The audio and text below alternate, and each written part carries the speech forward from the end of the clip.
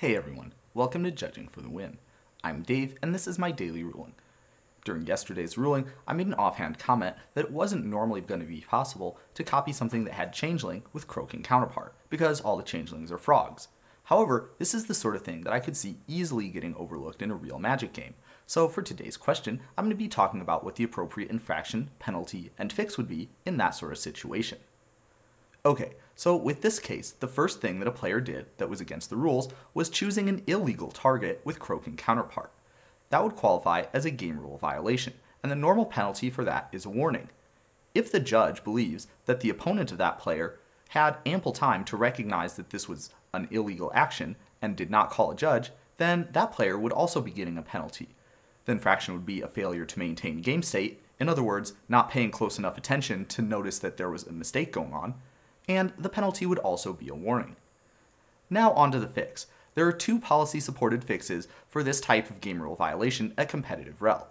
The judge can either leave the game state as it is, or back up to immediately before the error happened. There isn't a hard and fast rule for how much time or what sort of game actions need to take place to transition from one of those to the other, but it's generally considered that a backup past more than a turn worth of game actions is more or less impractical.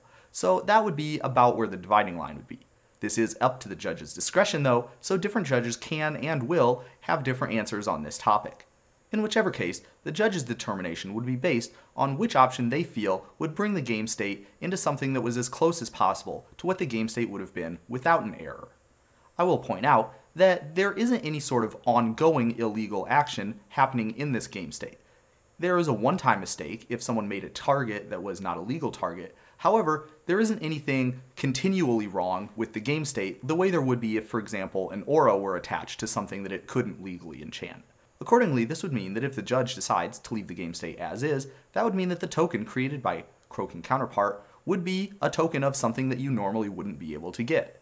Whether or not that's the best solution is, again, up to the judge's discretion. At regular rel, you could of course have either of those types of solutions, or you could maybe do something that you feel might be a little bit more appropriate given the specifics of the case. For example, you would have the latitude to say that Amy had to choose a different target for Croaking Counterpart, one that would have been legal.